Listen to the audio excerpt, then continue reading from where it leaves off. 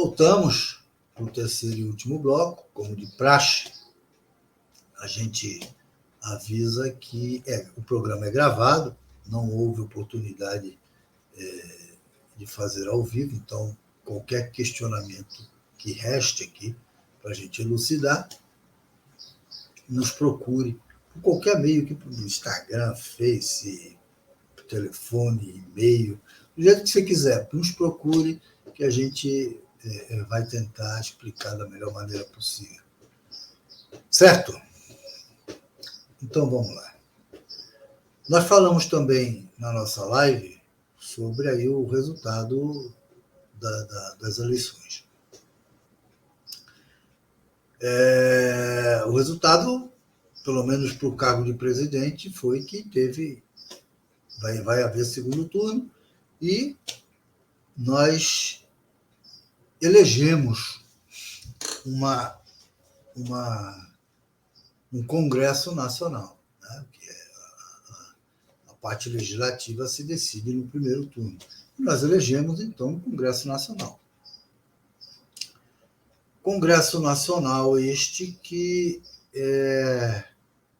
seguiu dentro da... foi um retrato da eleição para presidente, né? Da eleição para o executivo.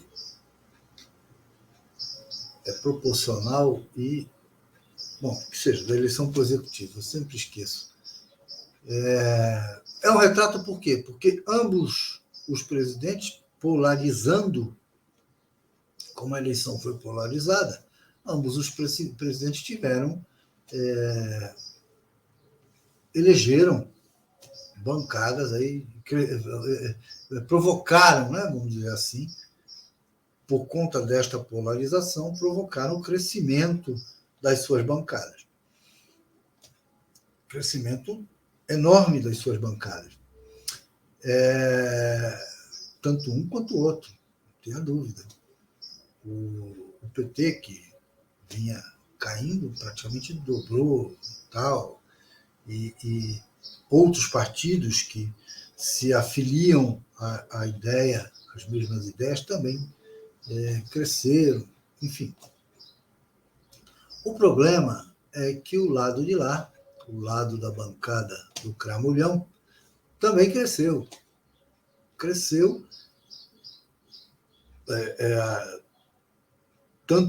Quem mais perdeu, na verdade, cargos para a bancada do governo do presidente, quem mais perdeu cargo para a bancada dos partidos que se afiliam ideologicamente, são 3, talvez 4 partidos que se afiliam ideologicamente a este atual governo, quem mais perdeu foi o Centrão e os outros partidos de cunho mais à direita. Mas a banda da esquerda também, alguns partidos de esquerda perderam posições que foram avancadas para lá devido à polarização, tanto um quanto o outro.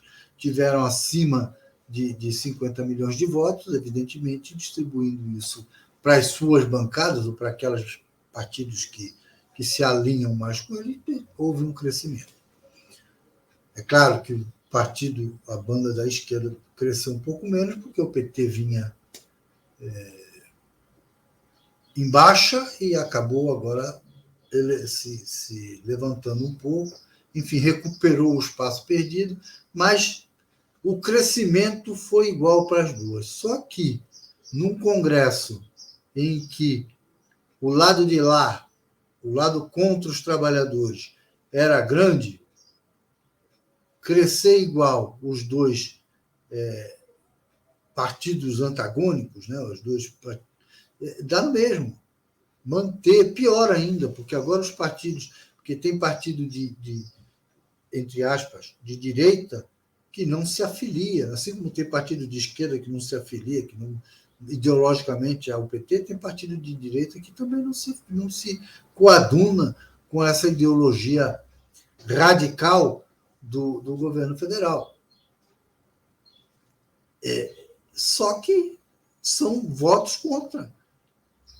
E eles já eram maioria, se a coisa cresceu assim, igual, continuam maioria. Para a próxima gestão. Nesta, então, pior ainda. E aí, cara, é aquele problema, né?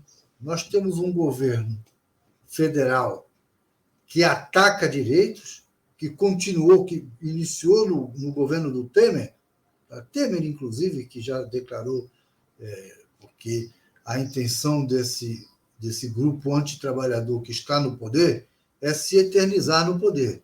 Então, Temer, que foi o antecessor do cidadão que está lá em cima, já declarou apoio ao atual presidente. Ou seja, eles querem se eternizar lá para continuar tirando direito. Eles já tiraram o direito dos trabalhadores, eu disse isso no primeiro bloco, muito ano passado, eles já tiraram o direito dos trabalhadores na reforma trabalhista, já acabaram com os sindicatos, os caras já aprontaram 1000 e agora está lá encruada. Nós conseguimos segurar, até por conta da eleição, está no Congresso a reforma, ou melhor, a deforma administrativa. O Congresso já está eleito. O perigo de perder voto para os congressistas já acabou. Aí o que acontece? No dia seguinte, o Lira, reeleito, o dono do puxadinho lá do Palácio, né? O dono do puxadinho, já falou que vai tocar esta semana a deforma administrativa para frente. Aí vocês vejam o perigo que a gente corre. Nós perdemos uma grande oportunidade, mas a gente reconhece que eleição proporcional é difícil, é coisa de louco, né? Nós perdemos uma grande oportunidade de aumentar a nossa bancada e ter condições, poder de punch para impedir as sacanagens que o governo federal propõe, porque, meu amigo, PEC, projeto de emenda constitucional, é oriundo do governo, na sua maioria é oriunda do governo. Essa reforma administrativa saiu da cabeça do Paulo Guedes, encomendada pelo Cramulhão.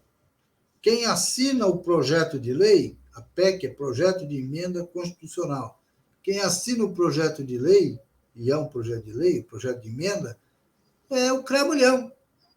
O Cramulhão é ele mesmo, o capitão, rima Cramulhão com capitão. Tá? Não dá para ele ser adorador do diabo, porque o diabo não adora a si próprio, mas ele é que mandou. É ele que tem essa ideia de acabar com o serviço público. É ele, nós já cansamos de discutir isso, vamos discutir mais ainda nas semanas que vem o que é essa reforma administrativa. É ele que tem essa política de encolher o Estado. É ele que tem essa política de poder transformar, de poder contratar gente de fora, empresas, para fazer o serviço que você faz, companheiro. Se tiver alguém fazendo o teu serviço, tu não é mais necessário. É o teu emprego que está indo embora. Eu tenho estabilidade e ninguém pode mexer comigo. Conversa, cara. Conversa. Isso é conversar. Se você admitir que isso aconteça, você está assinando o atestado de óbito. Quanto tempo você vai... Depois que essas ideias substitutivas, porque a intenção é substituir você por alguém de fora, por alguém contratado, por uma empresa terceirizada, depois que isso acontecer, quanto tempo você acha que vai ficar recebendo sem ter a necessidade de você estar aí? Qual o poder de barganha para vender o teu trabalho? Porque é disso que nós estamos falando. Porque se tem gente que pode fazer e está ali vai ser mais barato, por que ele vai pagar você, cara? E a tua história? A história da categoria, a história das leads, de conquistas até agora, a gente joga tudo para o espaço. É sobre essa ameaça que nós estamos. O Lira falou que vai botar para frente. Sabe por quê? Porque isso aí está na mão do Congresso. O presidente não tem mais. A gente sabe que tem. Sabe que quem está pressionando é o governo, é o governo executivo. É o executivo que está pressionando para fazer. Mas, na verdade, está no Congresso. Quem vai pautar é o Lira. O Lira já tem 4 anos de mandato. Nós já temos um Congresso eleito. O Congresso está eleito para 4 anos, não tem mais medo de perder voto. E nós estamos sob ameaça. Essa ameaça é real, é factual, ela está indo para plenário para discussão. E quando for para plenário para discussão, eu não sei se, em função da eleição, porque essa é a intenção desse crápula, porque ele chega a ser pior do que o próprio chefe dele. Essa é a intenção desse crápula, botar para discutir enquanto está a eleição, porque aí como é que a gente vai fazer para lidar com essa situação de defender a nossa categoria e também trabalhar contra o cramulhão. Talvez seja isso que ele esteja pretendendo, e nós temos que estar preparados para isso. Mas nós temos que estar preparados para mais uma coisa, e uma coisa muito mais importante do que isso. O Congresso não é nosso. Nós mantivemos, infelizmente, apesar do crescimento da esquerda, nós mantivemos o Congresso no mesmo staff que estava. Essa reforma pode passar. Deve passar, está muito arriscado de passar. A única, e aí eu estou falando com interesse corporativo, não é ideológico, não. Não falo mais. O que eu tinha para falar de ideologicamente, eu falo fora daqui. O interesse aqui é corporativo. E aí eu estou falando com todas as letras para você, trabalhador público. Porque depois não adianta bater no sindicato e dizer, mas olha aí o que está acontecendo, porque você não soube votar. Essa que é a verdade. Nós já não votamos num Congresso com maioria pró-trabalhador. Mantivemos o mesmo staff. Se nós não votarmos contra o cramulhão e elegermos o Lula como presidente, a gente não vai ter o direito nem do veto. Eles vão aprovar e o presidente vai sancionar. Nós não vamos ter direito nem do veto, quiçá lutar para mudar alguma coisa, porque esses caras são sem vergonha, podem aprovar as carreiras, mandar para o Senado aprovar as carreiras, esse presidente sancionar, mesmo perdendo a eleição, e deixar o problema para nós aqui. Aí a gente vai ter que resolver esse problema com o novo presidente. Isso se nós elegermos o novo presidente, porque senão já foi. Nós temos que... A luta está começando agora. A nossa luta por melhores salários está aí colocada. Infelizmente, é o pensamento neoliberal do atual grupo que está lá em cima e desse grupo que comanda a Santos também. A nossa negociação salarial não tem fim. A gente vai ficar discutindo até...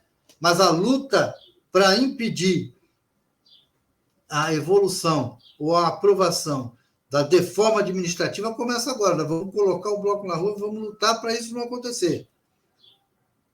Os companheiros, nós só vamos ter condição de fazer um recurso se a gente eleger a pessoa certa para presidente da República. E eu estou falando corporativamente. O interesse do trabalhador público é expurgar o cramulhão do governo, porque ele é o mentor da reforma administrativa e, se chegar aprovada na mesa dele, ele vai sancionar. E aí, bicho, é adeus. Tá certo? A gente tem que fazendo esses avisos, porque para ninguém dizer, infelizmente, a gente não gosta de dar má notícia, ninguém gosta, mas nós temos que dizer a verdade. Eu primo por isso, eu digo a verdade para a categoria. Até para que depois da jargão popular, tá? Desculpe, depois da merda feita, ninguém vai vir aqui cobrar o sindicato, que o sindicato não fez nada, que o sindicato não avisou. O sindicato está avisando e está fazendo. Se ainda assim nós, a maior categoria do Brasil, e aí eu estou falando de todos os servidores, a maior categoria do Brasil, não tivermos força para mudar a situação e tirar esse cara de lá de dentro, então, cara, é porque tem que ter a reforma mesmo. E, lamentavelmente, vai acontecer. Só não venham bater na porta do sindicato depois, dizer que o sindicato não fez nada, que o sindicato não avisou. Certo? Até a próxima.